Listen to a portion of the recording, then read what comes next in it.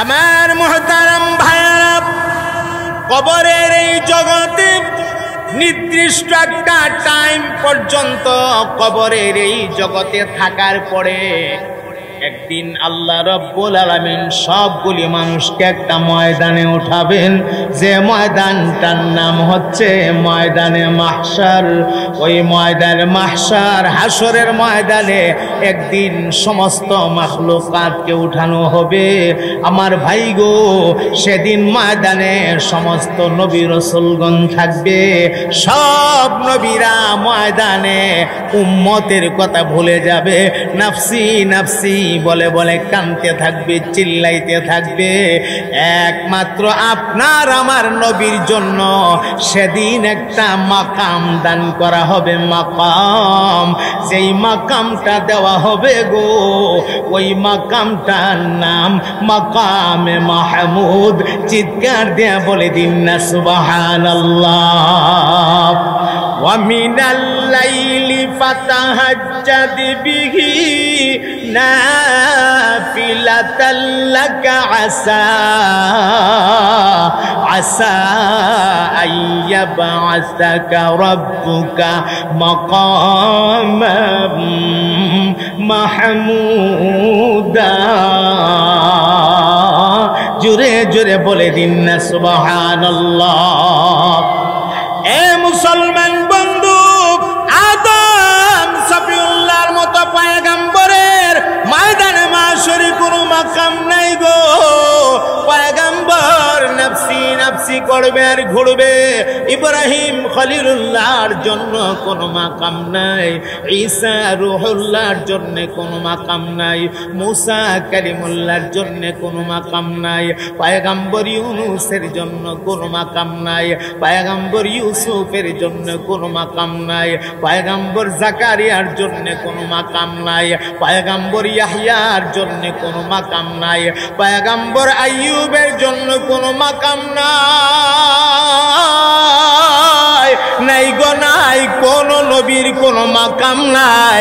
একমাত্র আপনার আমার নবীর একটা মাকাম দেওয়া হবে। এই মাকামটার নাম মাকামে মাহমুদ। ওই মাকামে মাহমুদের গোড়ায় আমার নবী আল্লাহুম্মা উম্মতি আল্লাহুম্মা উম্মতি বলে বলে কাঁদতে থাকবে। সারাটা জীবন উম্মতের জন্য কাঁদছে, সারা জীবন উম্মতের জন্য কাঁদছে। এখনো রওজা শরীফের ভেতরে উম্মতের জন্য কাঁদতেছে। হাসরের ময়দানেও উম্মতের জন্য কাঁদবে। যেই নবী সারা জীবন উম্মতের জন্য কাঁদলো গো, যেই নবী এখনো রওজাতে উম্মতের জন্য কাঁদতেছে, যেই নবী হাসরের মাঠে উম্মতের জন্য কাঁদবে, বলেন এই নবীর তরিকা মানা উম্মতের জন্য জরুরি কি জরুরি না? যদি নবীর দেওয়া তরিকা মানো না, যদি নবীর দেওয়া নিয়ম আর পদ্ধতি মানো না, কেমনে তুমি হাসরের ময়দানে নবীর সামনে গিয়া দাঁড়াইবা?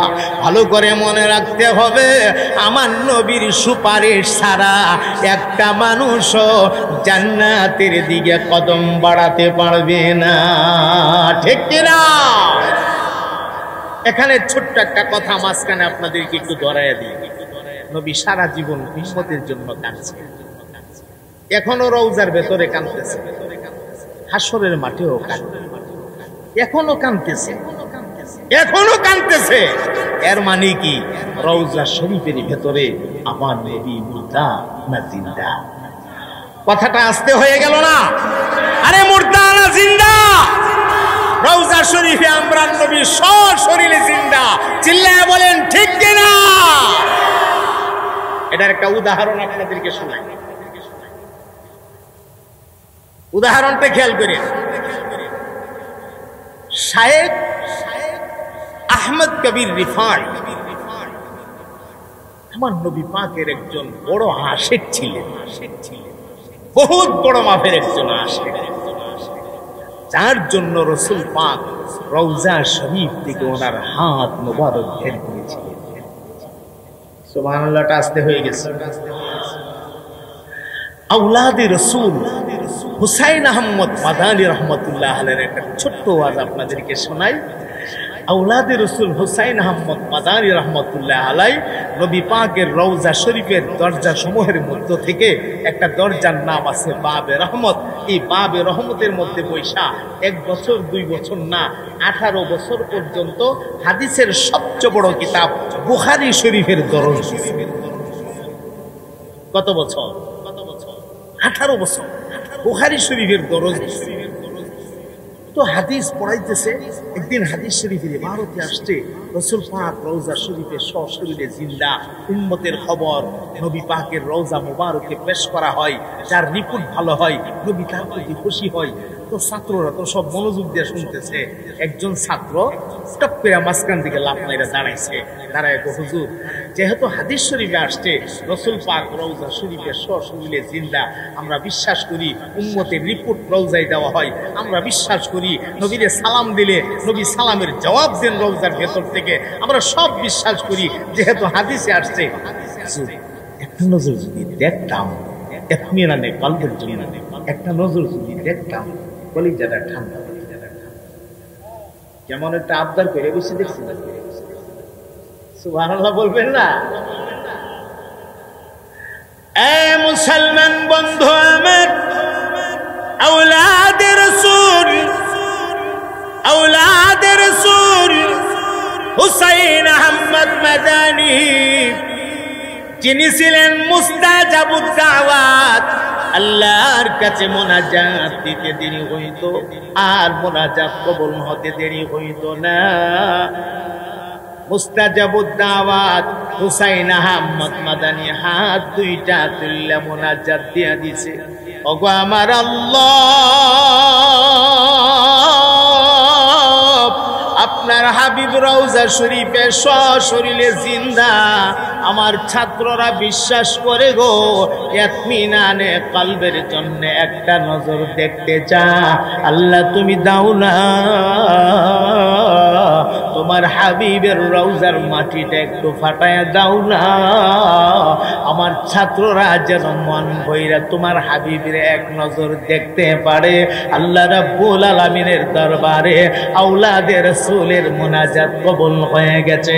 হযরত হুসাইন আহমদ মাদানীর মুনাজাত শেষ করার আগে আগে দেখা গেছে আমার নবীর রওজা শরীফের মাটি ফাইটা রওজা মুবারকটা দুই দিকে দুইটা ভাগ হয়ে গেছে।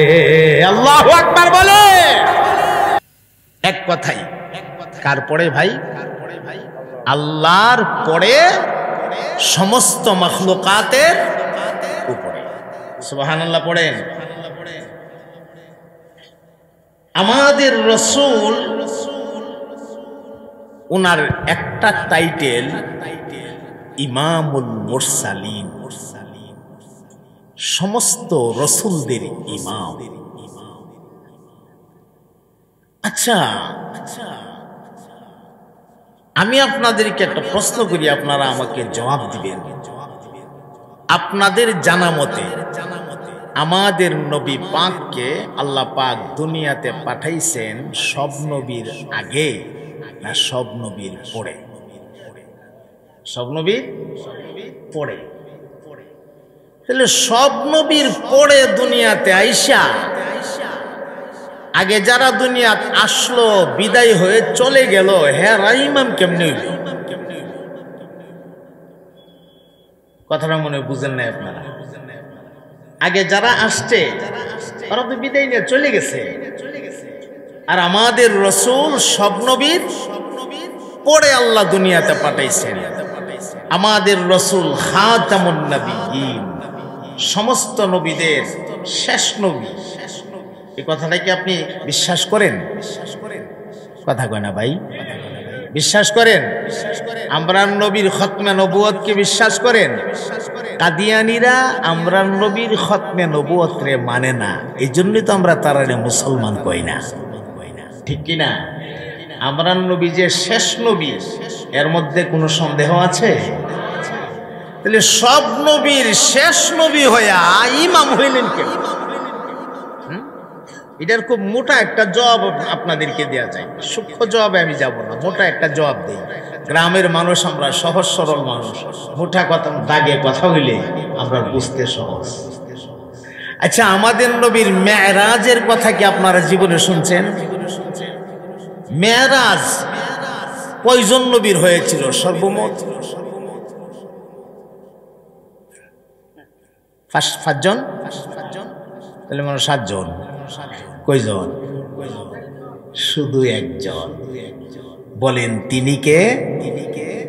বলেন না ভাই, তিনি কে? আরে বলেন না, আমার নবী।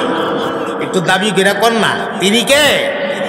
আমার নবী মুহাম্মদুর রাসূলুল্লাহ সাল্লাল্লাহু আলাইহি ওয়াসাল্লাম। একমাত্র ওনারই মেরাজ হয়েছে। সুবহানাল্লাযী আসরা বিআবদিহি লাইলাম মিনাল মাসজিদিল হারাম ইলাল মাসজিদিল আকসা আল্লাযী বারাকনা হাওলাহু লিনুরিয়াহু মিন আয়াতিনা ইন্নাহু হুয়াস সামিউল বাসীর।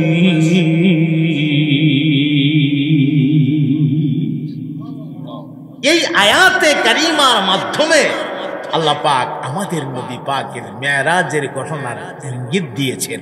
ওই আল্লাহ পাক এবং পবিত্র, যিনি ওনার বান্দা মুহাম্মদুর রাসূলুল্লাহ সাল্লাল্লাহু আলাইহি ওয়াসাল্লামকে মসজিদে হারাম থেকে মসজিদে আকসা নিয়েছেন। মসজিদে আকসা পর্যন্ত এটার নাম ইসরা, এটার নাম মেরাজ না। মসজিদে আকসা থেকে ঊর্ধ্ব ভ্রমণ যেটি হয়েছিল আরশ আজিম পর্যন্ত, ওইটার নাম হচ্ছে মেরাজ। তাহলে এক রাতে ভ্রমণ হয়েছে কয়টা? কয়টা হয়েছে? 2টা। একটা ইসরা আর একটা কি মেরাজ। খুব খেয়াল করেন কথাটা আমি কেন বলতেছি। খানায়ে কাবা, বর্তমানে আল্লাহ পাকের যে ঘর আছেন খানায়ে কাবা, এই খানায়ে কাবা, কাবা শরীফের বরাবর সোজা একদম উপরে আল্লাহর একটা ঘর আছে, নূরের ঘর। এই ঘরটার নাম আল বাইতুল মামুর। বলেন ঘরটার নাম কি? আল বাইতুল মামুর। এই আল বাইতুল মামুরের একদম বরাবর সোজা উপরে সিদরাতুল মুনতাহা। সিদরাতুল মুনতাহার একদম বরাবর উপরে লৌহ, এরপরে কলম, উপরে বরাবর, এরপরে আল্লাহর আরশ। এটা একদম বরাবর সোজা রাস্তা। সুবহানাল্লাহ বলবেন না? আল্লাহ পাকের আরশ আজিম থেকে একটা ঢিলা বা কংক্রিট বা কাঙ্কর যেভাবেই বলেন, যদি উপর থেকে নিচের দিকে ছেড়ে দেওয়া হয়, এটা লৌহে এসে পড়বে একদম মাঝখানে বরাবর। লৌহ থেকে ছেড়ে দিলে সিদরাতুল মুনতাহার মাঝখানে পড়বে। সিদরাতুল মুনতাহা থেকে ছেড়ে দিলে আল বাইতুল মামুর নামে আল্লাহর নূরের ঘরের মাঝখানে পড়বে। ওখান থেকে ছেড়ে দিলে এটা বরাবর সোজা খানা কাবার ছাদের একদম মাঝখানে এসে পড়বে। সুবহানাল্লাহ। তাইলে আল্লাহর কাছে যাওয়ার জন্য এই রাস্তাটা সোজা। এই রাস্তাটা, এটা সোজা রাস্তা না, এটা সোজা রাস্তা। এখন আল্লাহ এই রাস্তা দিয়ে নবীরে না উঠাইয়া মেরাজের রাতে এখান থেকে নিয়েছে ওই মসজিদে আকসা, সেখান থেকে নিয়ে তেরসা করে তুলছে। এখান থেকে সোজা পথ, ওইখান থেকে তেরসা পথ। পথ তো এটা সোজা, এই সোজা দানা নিয়া দেখা করে নিল কেন? কেনটা মনে রেখেন। মেরাজের রজনীতে লক্ষাধিক নবী রাসূলের দিলের তামান্না আল্লাহ পাক পুরা করেছিলেন। সমস্ত নবী রাসূলদের প্রতি নোটিশ হয়েছিল, হে নবীগণ যান, সবাই যান, আপনারা বাইতুল মুকাদ্দাসে গিয়া আমার বন্ধুকে স্বাগতম জানানোর জন্য অপেক্ষায় থাকেন। আজকের এই রজনীতে আমি আল্লাহ আমার বন্ধুকে আমার আরশে আজিমে নিয়ে আসবো, আর আরশে আনার আগে বাইতুল মুকাদ্দাসে আপনাদের সঙ্গে মোলাকাত করাবো। আপনাদের তো বড় একটা তামান্না ছিল আমার হাবিবের এক নজর দেখা, আমার হাবিবের সঙ্গে মোলাকাত করা, এটা তো আপনাদের তামান্না ছিল। জান গো নবীরা, জান জান বাইতুল মুকাদ্দাসে গিয়া সবাই জমা হন, আমার হাবিবকে ইস্তেকবাল দেওয়ার জন্য সবাই প্রস্তুত থাকেন। আমার নবী মসজিদে হারাম থেকে মসজিদে আকসা ঢুকে দেখে লক্ষ লক্ষ মানুষের কাতার দেখা যায়। নবী আমার ডাক দিলেন, রে জিবরাইল,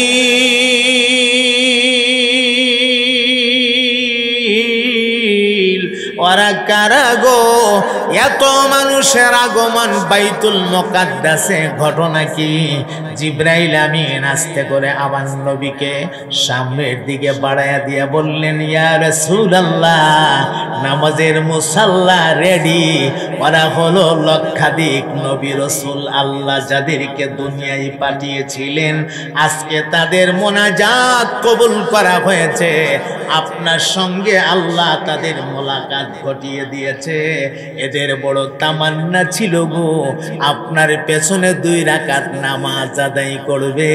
সেদিন আমার নবী 2 রাকাত নামাজের ইমামতি কইরা ইমামুল মুরসালিন টাইটেলের মালিক হয়ে গেছে। আল্লাহু আকবার বলে। দুনিয়ায় আসছেন সমস্ত নবীর পরে, ইমাম হলেন সব নবী এবং রাসূল।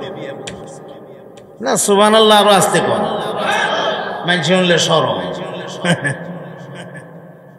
এটা আমার নবীর শান, কি শান না কথা বলা, আরে শুধু শান। এই শান আমার নবী ছাড়া পৃথিবীর আর কোন নবীকে আল্লাহ দেন নাই, একমাত্র আমার নবীকে দিয়েছিলেন। চিৎকার দিয়া বলেন সুবহানাল্লাহ। আসেন আস্তে আস্তে সামনের দিকে নিয়ে যাই, কষ্ট হইতেছে না তো? ছোট্ট আয়াতে কারিমা তিলাওয়াত করেছি, ওয়ারাফা'না লাকা যিকরাক। নবী গো, আপনার শান মান মর্যাদা, আপনার সম্মানকে আমি মহান আল্লাহ উঁচা করে দিয়েছি। এই উঁচার একটা ব্যাখ্যা প্রথমে শুনেন। গোটা পৃথিবীর সব মসজিদের মিনারে 5 বার আজান হয়, হয়নি না? হয় না? আপনাদের বন্দেরহাটির মসজিদে আজান হয় কয়বার? হয়নি? সুবহানাল্লাহ। খেয়াল করেন আজানে আশহাদু আল্লা ইলাহা ইল্লাল্লাহ, এরপরে 12টা আপনারা বলেন। হ্যাঁ, সুবহানাল্লাহ। আশহাদু আন্না মুহাম্মাদার রাসূলুল্লাহ।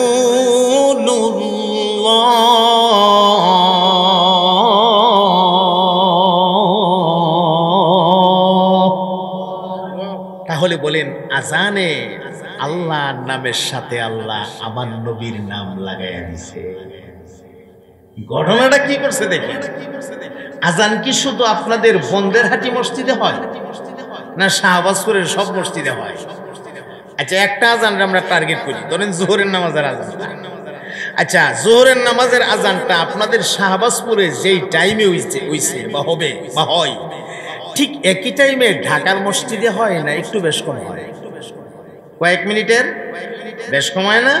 এইভাবে মিনিট মিনিট মিনিট মিনিট বেশ কম করতে করতে করতে করতে ঘন্টা ঘন্টা করতে করতে 2 ঘন্টা, 2 ঘন্টা করতে করতে 4 ঘন্টা, 5 ঘন্টা, 7 ঘন্টা, 10 ঘন্টা, 20 ঘন্টা, 24 ঘন্টা, এইভাবে হিসাব মিলাইলে পুরা দুনিয়াতে এমন একটা মুহূর্ত সময় যায় না যেই সময়টার মধ্যে আজানের ধ্বনি হয় না। সুবহানাল্লাহটা দুর্বল হলো না?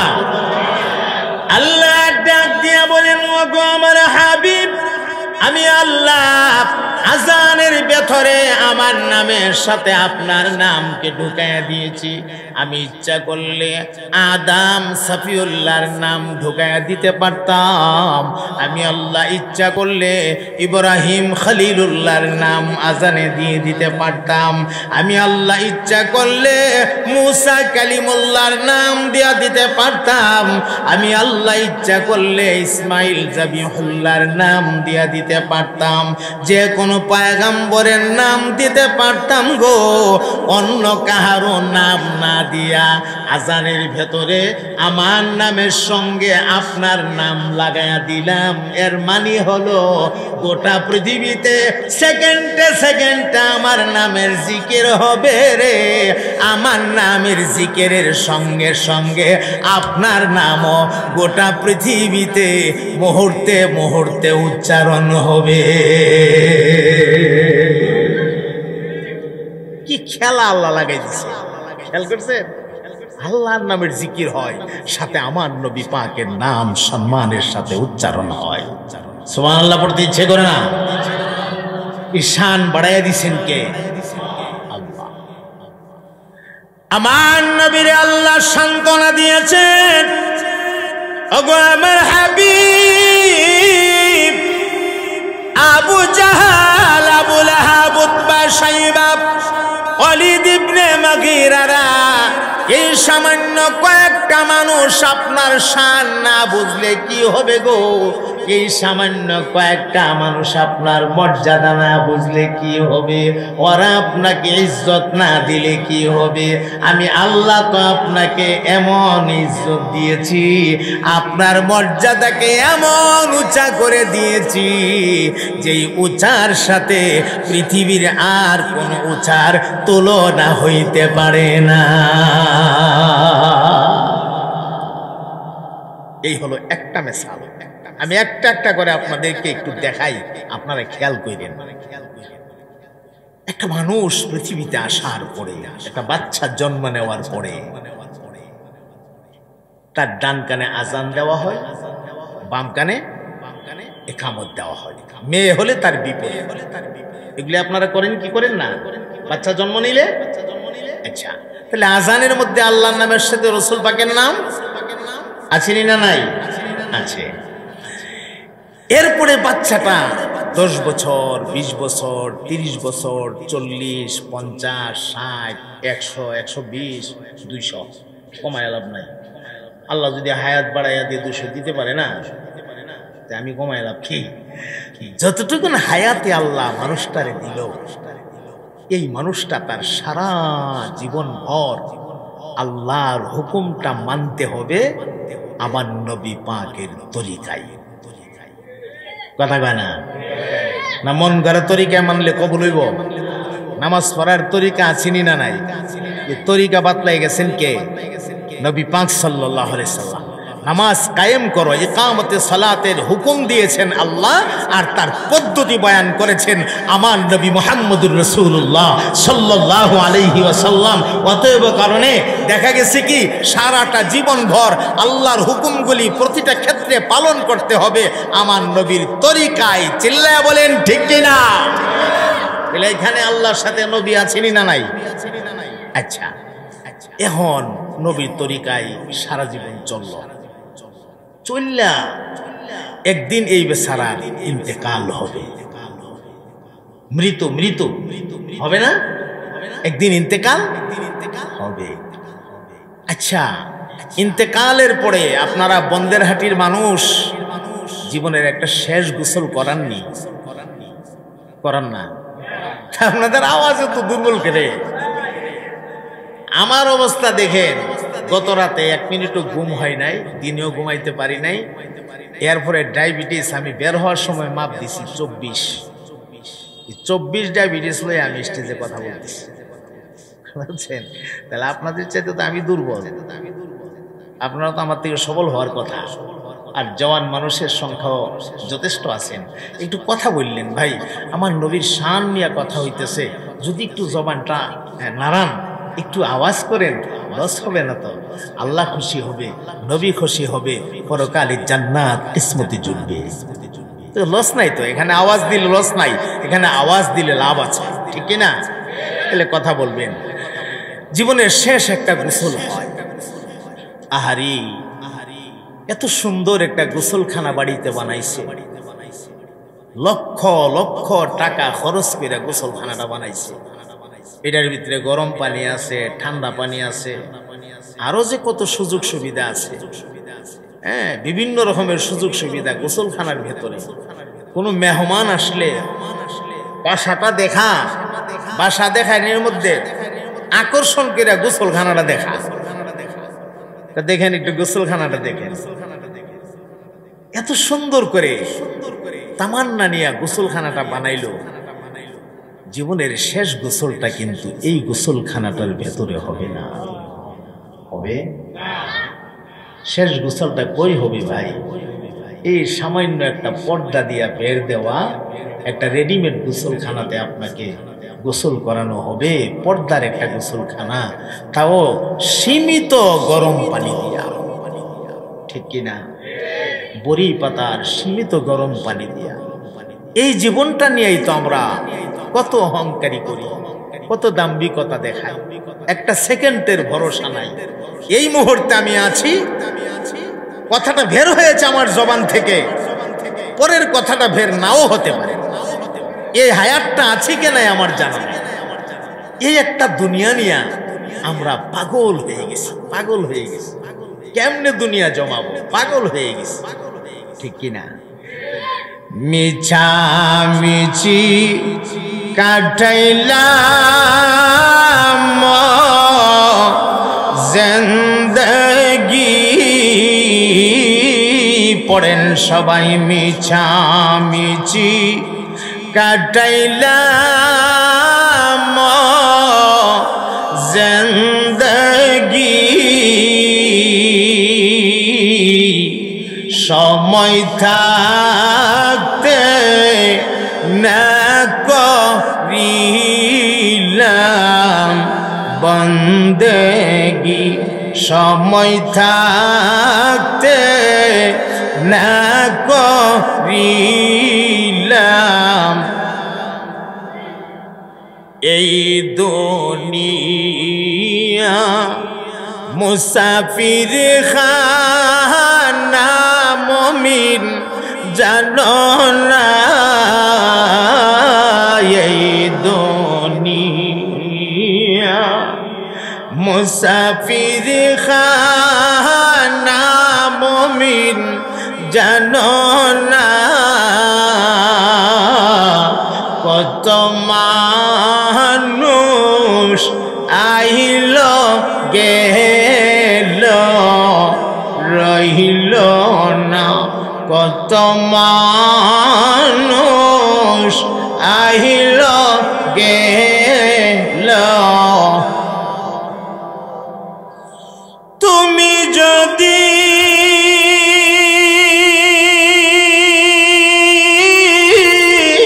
মাফ না করো আল্লাহ বান্দারে,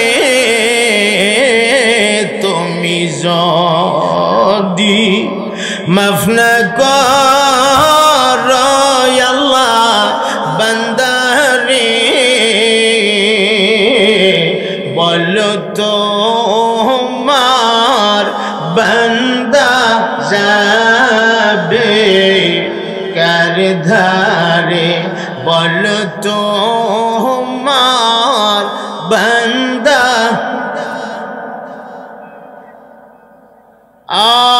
মিছামিছি কাটাইলাম জিন্দেগি, মিছামিছি কাটাইলাম জিন্দেগি, সময় থাকতে না করিলাম বন্দেগি, সময় থাকতে না করিলাম। এই জন্য ভাই, এটা মিছা দুনিয়া, এটা স্বপ্নের মতো। রাতে ঘুমাইছেন, স্বপ্নে কিছু একটা দেখছেন, আবার ঘুম থেকে জায়গা কোনো সময় মনে থাকে, কোনো সময় মনে থাকে না। দুনিয়ার হায়াতটা একটা স্বপ্নের মতো, সামান্য একটু হায়াত, আখিরাতের তুলনায় এটা কোনো হায়াতই না। তো এই দুনিয়ার জন্য পাগল হয়ে এত লাভ নাই। পাগল যদি হইতে হয়, ওয়াল্লাযীনা আমানু আশাদ্দু হুব্বান লিল্লাহ, পৃথিবীর সবকিছুর চাইতে আল্লাহকে আমরা বেশি ভালোবাসবো। আতিউল্লাহ ওয়া আতিউর রাসূল, ইতাআত যদি করতে হয় আল্লাহর করব, আল্লাহর রাসূলের করব। ভালো যদি বাসতে হয় আল্লাহকে ভাসবো, আল্লাহর রাসূলকে ভাসবো। চিল্লায়ে বলেন ঠিক কিনা? দুনিয়ার সাধারণ নারীর ভালোবাসায় পাগল হইয়া মানুষ আহা কত কিছু করে। হ্যাঁ, বিবি কানের কাছে আইসা কয়, স্বামী জানেন আপনাকে আমি কত ভালোবাসি? কত ভালোবাসো? আপনার জন্য জীবন দিয়া ফেলাম। কি দিয়া ফেলাইব? কথা কয় না গো, আরে ভাই কথা কন না। আপনার জন্য জীবন দিয়া ফেলামু। এত ভালোবাসো আমারে? হ্যাঁ এত ভালোবাসি, জীবন দিয়া ফেলামু। আচ্ছা ভালো কথা, জীবন দিয়া ফেলাইব। বেশি না, মাত্র 3টা দিন ঠিকভাবে ঘরের বাজার সদাইটা কইরেন না, দেখবেন সব ভালোবাসা জানালা দিয়া ফেলাই গেছে। কথা কয় না ঠিক কিনা? এই হলো দুনিয়ার ভালোবাসার নমুনা। তাহলে ভালোবাসার মধ্যে স্বার্থ আছে, ভালোবাসার মধ্যে স্বার্থ আছে। নিঃস্বার্থভাবে গোলামের ভালোবাসা হয় তার মনিব আল্লাহর সাথে, নিঃস্বার্থভাবে উম্মতের ভালোবাসা হয় তার নবী মুহাম্মদুর রাসূলুল্লাহ সাল্লাল্লাহু আলাইহি ওয়াসাল্লামের সাথে। চিল্লায়ে বলেন ঠিক কিনা? আমরা কলিজা দিয়া আল্লাহ এবং তার রাসূলকে ভালোবাসবো, বলেন ইনশাআল্লাহ। আচ্ছা ইনশাআল্লাহর সাথে গেছে আইব না, আল্লাহর রহমতে আইব। একটু জিকির করেন মহাব্বতে লা ইলাহা ইল্লাল্লাহ।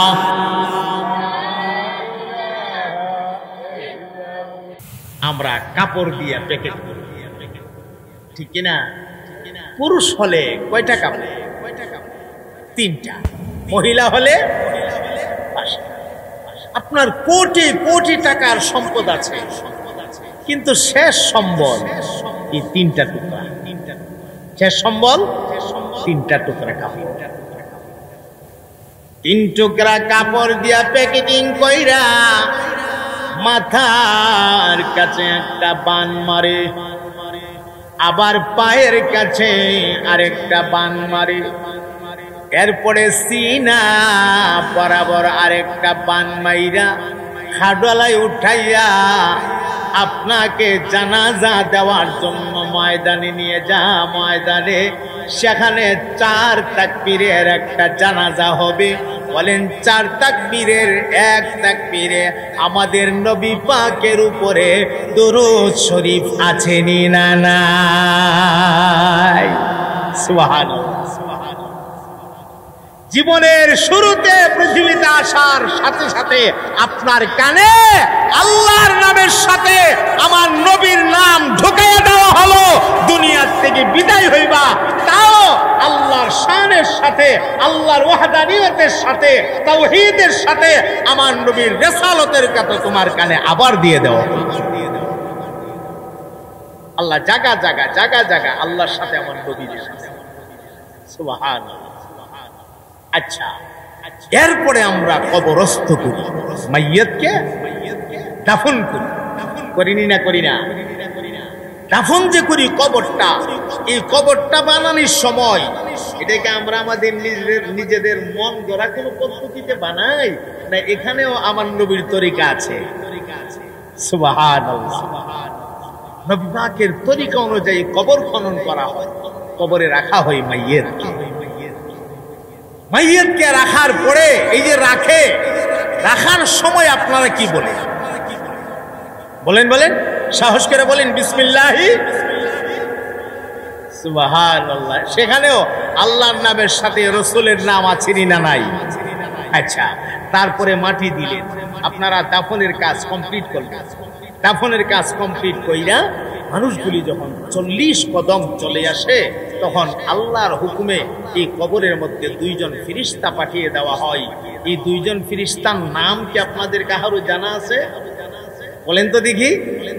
মুনকার নাকির। মাশাআল্লাহ, আপনারা অনেক জানেন, যথেষ্ট জানেন। এটা তো জানতেই হবে, একজন মুসলমান হিসাবে ইসলামের টুকিটাকি কিছু কথা আমাকে তো জানতেই হবে, ঠিক কি না? মারহাবা বন্দেরহাটির মানুষকে। আচ্ছা, এখন হলো কি, ফেরেশতা আসছে মুনকার নাকির, আয়েশা আল্লাহর হুকুমে তার ভেতরে প্রাণ দিয়া, রূহ দিয়া মাইয়তকে উঠায়া বসাইছে। বসায়া সাইরা এখানে প্রশ্ন করা হবে 5টা, ঠিক কিনা? ঠিক গেলে এটা ঠিক কেমনে হবে? কয়টা প্রশ্ন হবে? 3টা। এই তো মাশাআল্লাহ, সব ঠিক কয়েন না, ঠিক কিনা কয়টা কইলে যদি ঠিক কইলাম তো বিপদ। ঠিক হইলে তুমি ঠিক, না হইলে তুমি ঠিক না। কয়টা প্রশ্ন হবে ভাই? 3টা। আচ্ছা বলেন তো, এই 3 প্রশ্নের ভেতরে এক প্রশ্ন আমার নবী পাক সম্পর্কে আছেনি না না? সুবহানাল্লাহ। আমার মুহতারাম ভাইরা, কবরের এই জগতে নির্দিষ্ট একটা টাইম পর্যন্ত কবরের এই জগতে থাকার পরে একদিন আল্লাহ রব্বুল আলামিন সবগুলি মানুষকে একটা ময়দানে উঠাবেন, যে ময়দানটার নাম হচ্ছে ময়দানে মাহশার। ওই ময়দানে মাহশার, হাসরের ময়দানে একদিন সমস্ত মাখলুকাতকে উঠানো হবে। আমার ভাই গো, সেদিন ময়দানে সমস্ত নবী রাসূলগণ থাকবে। সব নবীরা ময়দানে উম্মতের কথা ভুলে যাবে, নাফসি নাফসি বলে বলে কাঁদতে থাকবে, চিল্লাইতে থাকবে। একমাত্র আপনার আমার নবীর জন্য সেদিন একটা মাকাম দান করা হবে। মাকাম, যেই মাকামটা দেওয়া হবে গো, ওই মাকামটার নাম মাকামে মাহমুদ। চিৎকার দিয়ে বলে দিন না সুবহানাল্লাহ। ওয়া মিনাল লাইলি ফাতাহাজ্জাদ বিহি নাফিলাতাল লাকা আসা আসা আইয়াবআসাকা রাব্বুকা মাকামাম মাহমুদা। জোরে জোরে বলে দিন না সুবহানাল্লাহ। এ মুসলমান বন্ধু, আদম সফিউল্লাহর মতো পয়গম্বরের ময়দানে মাশরে কোনো মাকাম নাই গো। পয়গম্বর নফসি নফসি করবে আর ঘুরবে। ইব্রাহিম খলিলুল্লাহর জন্য কোনো মাকাম নাই, ঈসা রূহুল্লাহর জন্য কোনো মাকাম নাই, মুসা কালিমুল্লাহর জন্য কোনো মাকাম নাই, পয়গম্বর ইউনূসের জন্য কোনো মাকাম নাই, পয়গম্বর ইউসুফের জন্য কোনো মাকাম নাই, পয়গম্বর জাকারিয়ার জন্য কোনো মাকাম নাই, পয়গম্বর ইয়াহইয়ার জন্য কোনো মাকাম নাই, পয়গম্বর আইয়ুবের জন্য কোনো মাকাম নাই। নাই গো নাই, কোন নবীর কোনো মাকাম নাই। একমাত্র আপনার আমার নবীর একটা মাকাম দেওয়া হবে। এই মাকামটার নাম মাকামে মাহমুদ। ওই মাকামে মাহমুদের গোড়ায় আমার নবী আল্লাহুম্মা উম্মতি আল্লাহুম্মা উম্মতি বলে বলে কাঁদতে থাকবে। সারাটা জীবন উম্মতের জন্য কাঁদছে, সারা জীবন উম্মতের জন্য কাঁদছে। এখনো রওজা শরীফের ভেতরে উম্মতের জন্য কাঁদতেছে। হাসরের ময়দানেও উম্মতের জন্য কাঁদবে। যেই নবী সারা জীবন উম্মতের জন্য কাঁদলো গো, যেই নবী এখনো রওজাত উম্মতের জন্য কাঁদতেছে, যেই নবী হাসরের মাঠে উম্মতের জন্য কাঁদবে, বলেন এই নবীর তরিকা মানা উম্মতের জন্য জরুরি কি জরুরি না? যদি নবীর দেওয়া তরিকা মানো না, যদি নবীর দেওয়া নিয়ম আর পদ্ধতি মানো না, কেমনে তুমি হাসরের ময়দানে নবীর সামনে গিয়া দাঁড়াইবা? ভালো করে মনে রাখতে হবে, আমার নবীর সুপারিশ ছাড়া একটা মানুষও জান্নাতের দিকে কদম বাড়াতে পারবে না। ঠিক কিনা? এখানে ছোট্ট একটা কথা মাঝখানে আপনাদেরকে একটু ধরাইয়া দিই। নবী সারা জীবন উম্মতের জন্য কাঁদছে, এখনো রওজার ভেতরে কাঁদতেছে, হাসরের মাঠেও কাঁদবে, এখনো কাঁদতেছে, এখনো কাঁদতেছে। এর মানে কি? রওজা শরীফের ভেতরে আমার নবী মুর্দা না জিন্দা? কথাটা আস্তে হয়ে গেল না? আরে মুর্দা না জিন্দা? রওজা শরীফে আমরা নবী সশরীরে জিন্দা। চিল্লায় বলেন ঠিক কিনা? এটার একটা উদাহরণ আপনাদেরকে শোনাই। উদাহরণটা খেয়াল করে, শায়েখ আহমদ কবির রিফাই আমার নবী পাকের একজন বড় আশিক ছিলেন, বহুত বড় মাপের একজন আশিক, যার জন্য রাসূল পাক রওজা শরীফ থেকে ওনার হাত মোবারক বের করেছিলেন। সুবহানাল্লাহ, আস্তে হয়ে গেছে। আওলাদে রাসূল হুসাইন আহমদ মাদানী রহমতুল্লাহ আলাইহির একটা ছোট্ট ওয়াজ আপনাদেরকে শোনাই। আওলাদে রাসূল হুসাইন আহমদ মাদানী রহমতুল্লাহ আলাইহি নবী পাকের রওজা শরীফের দরজা সমূহের মধ্য থেকে একটা দরজার নাম আছে বাবে রহমত। এই বাবে রহমতের মধ্যে বৈশা 1 বছর 2 বছর না 18 বছর পর্যন্ত হাদিসের সবচেয়ে বড় কিতাব বুখারী শরীফের দরজ। কত বছর? 18 বছর বুখারী শরীফের দরজ। তো হাদিস পড়াইতেছে, একদিন হাদিস শরীফের ইবারতে আসছে রাসূল পাক রওজা শরীফে সশরীরে জিন্দা, উম্মতের খবর নবী পাকের রওজা মুবারকে পেশ করা হয়, যার রিপোর্ট ভালো হয়, নবী তার প্রতি খুশি হয়। তো ছাত্ররা তো সব মনোযোগ দিয়ে শুনতেছে। একজন ছাত্র টপ করে মাঝখান দিকে লাফ মাইরা দাঁড়াইছে, দাঁড়ায় হুজুর, যেহেতু হাদিস শরীফে আসছে রাসূল পাক রওজা শরীফে সশরীরে জিন্দা, আমরা বিশ্বাস করি উম্মতের রিপোর্ট রওজায় দেওয়া হয়, আমরা বিশ্বাস করি নবীরে সালাম দিলে নবী সালামের জবাব দেন রওজার ভেতর থেকে, আমরা সব বিশ্বাস করি যেহেতু হাদিসে আসছে।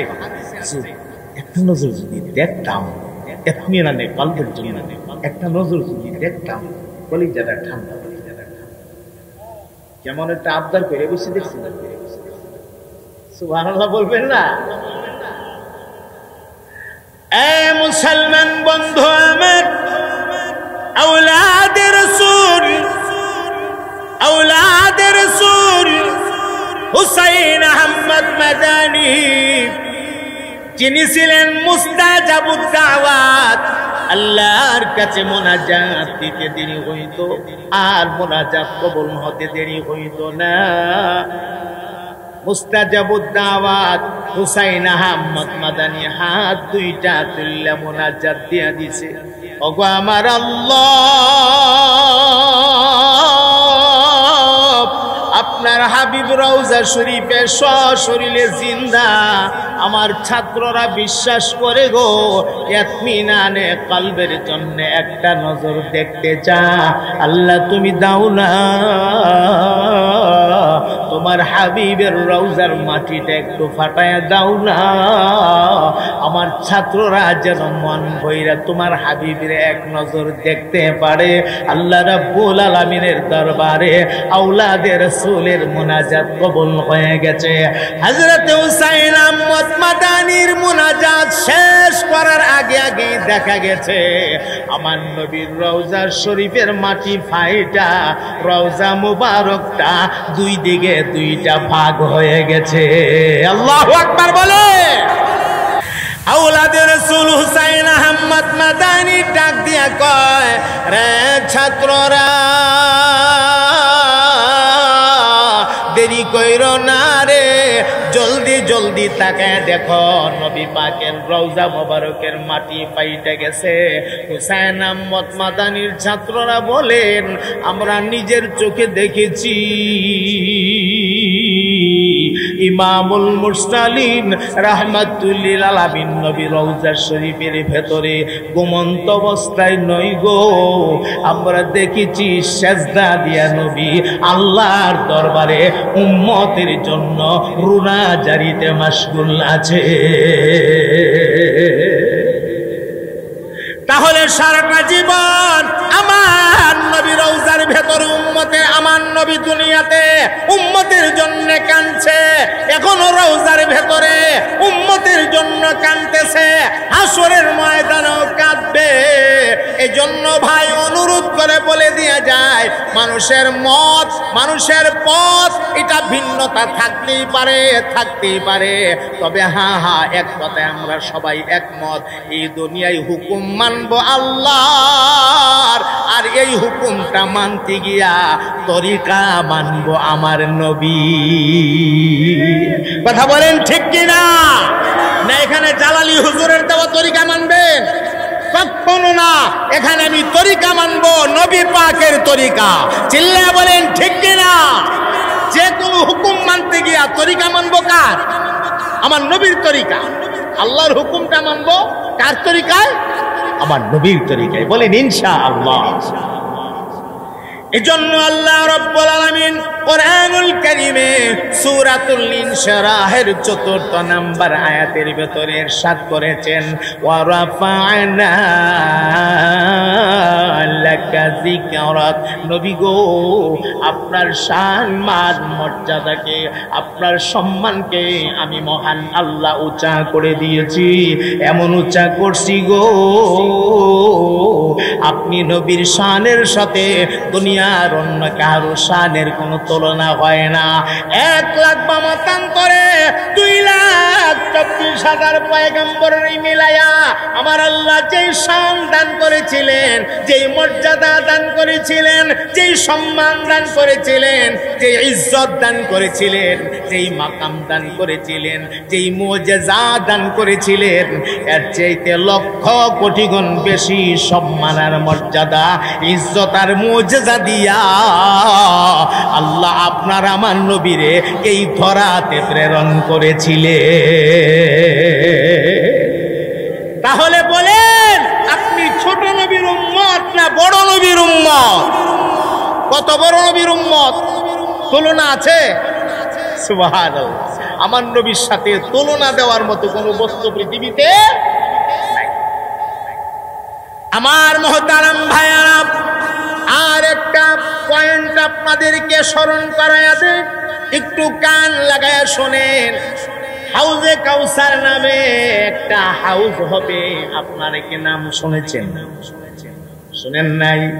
ইন্না আ'তাইনাকাল কাউসার ফাশাল্লি লিরাব্বিকা ওয়ানহার ইন্না শানিআকা হুয়াল আবতার। আমার ভাই গো, কোন নবীর আল্লাহ হাউজে কাউসারের মালিক বানাবেন না, আপনার আমার নবীর হাউজে কাউসারের মালিক বানাবে। ও ভাই, এটা কেমন হাউজ? এই হাউজের সাথে দুনিয়ার কোন হাউজের পানির তুলনা হয় না। হাউজে কাউসারের এক পেয়ালা পানি পান করলে 50,000 বছর পর্যন্ত আর কোনোদিন পানির পিপাসা হবে না। আমার ভাই, এই হাউজের মালিক আল্লাহ অন্য কোন নবীরে না বানাইয়া আমার নবীরে বানায়া দিছেন। এর মানি হলো ওয়া রাফা'না লাকা যিকরাক। নবী গো, আপনার জিকিরকে, আপনার সম্মানকে, আপনার মর্যাদাকে, আপনার ইজ্জতকে আমি মহান আল্লাহ উঁচা করে দিয়েছি। সুবহানাল্লাহ। এভাবে যদি পয়েন্ট আপনাদের সামনে আমি পেশ করতে থাকি, টানা যদি বলতে থাকি, অনেক বলতে পারবো ইনশাআল্লাহ, আপনারাও শুনতে পারবেন। কিন্তু প্রথম দিন তো আপনাদের মাহফিল, রাত অনেক হয়ে গেছে, প্রায় 11টার কাছাকাছি, 10 মিনিট বাকি। অতএব আমার মনে হয় আমি যদি আর লম্বা করি, আমার পরবর্তী মুকাররির উনিও তো কিছু কথা বলতে হবে আপনাদের মাঝে, আর লম্বা করাটা আমি উচিত মনে করি। এজন্য পরবর্তী মুকাররির মঞ্চে উপস্থিত করে ফেললে বা হযরত তশরিফ আনলে ভালো হয় ইনশাআল্লাহ। হযরতের খেদমতে যারা আছেন আপনারা হযরতকে মঞ্চে হাজির করে ফেললেই ভালো হয়। একটু জিকির করেন মহাব্বত ইসমে